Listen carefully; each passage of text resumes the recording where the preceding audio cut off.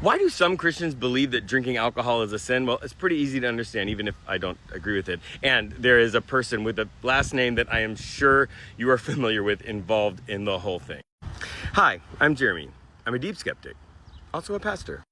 This all happened during the sort of temperance movement in the early 1900s, where they were trying to get people to drink less alcohol and ultimately forbidding alcohol from being produced, which was a bad idea. But it was a good motive behind it because Americans were drinking, if you put it in terms of like modern day whiskey, we're drinking about 2 gallons per capita per year, and not everybody was drinking. That's a lot.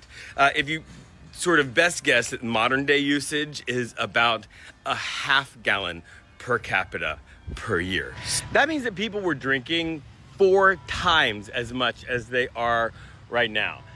And they were experiencing all sorts of cultural problems like just rampant domestic violence and people leaving their families, really, really horrible things. So the religious people get involved in this, trying to help this social problem. But the streams of Christianity that were involved in all of this ended up tending towards moral absolutism and focusing on people's outward actions a lot more than what was going on inside of them. And they would say, like, you know, faithfulness to God can be measured by not drinking, by not dancing, and all kinds of wild things like that.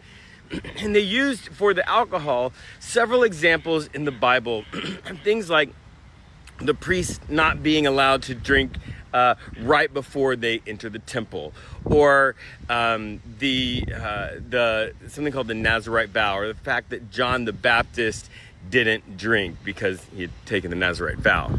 At least he appears to be living by that, even though it doesn't say it explicitly. It doesn't really matter though, because the people that were involved in saying that alcohol is a sin, this sort of moral absolute, were just doing this thing where it's called proof texting, where you look for something in the Bible, find some tiny little verse, you take it out of context and you say, see, the Bible agrees with me. But, and there's an interesting character in this story. We'll get to him in just a second. He's famous. You've definitely heard his name before. But let's just be clear. The Bible is not anti-alcohol use. It is pro-moderation for sure, but there are festivals, there are rituals that God commands people to drink alcohol.